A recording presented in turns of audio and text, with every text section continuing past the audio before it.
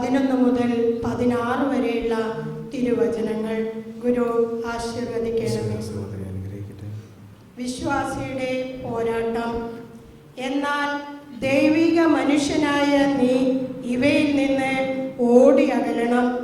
നീതി, ദൈവശക്തി, നീതി, ദൈവഭക്തി, വിശ്വാസം, സ്നേഹം, സ്ഥിരത, സൗമ്യത എന്നിവയെ ഉന്നം വയ്ക്കുക.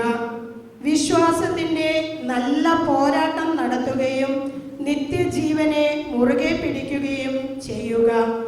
ഇതിലേക്കാണല്ലോ നീ വിളിക്കപ്പെട്ടിരിക്കുന്നത്.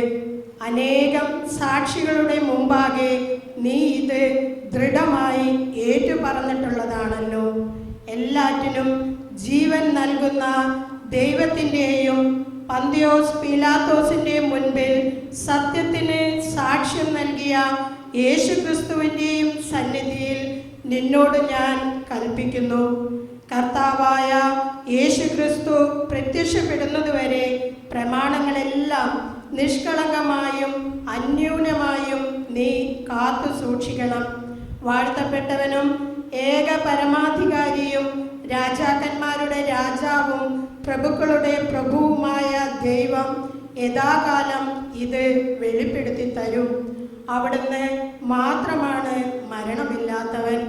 അപ്രാപ്യമായ പ്രകാശത്തിൽ വസിക്കുന്ന അവിടുത്തെ ഒരുവനും കണ്ടിട്ടില്ല, കാണുക സാധ്യവുമല്ല. സ്തുതിയും അനന്തമായ ആധിപത്യവും അവിടുത്തേക്കുള്ളതാണ്.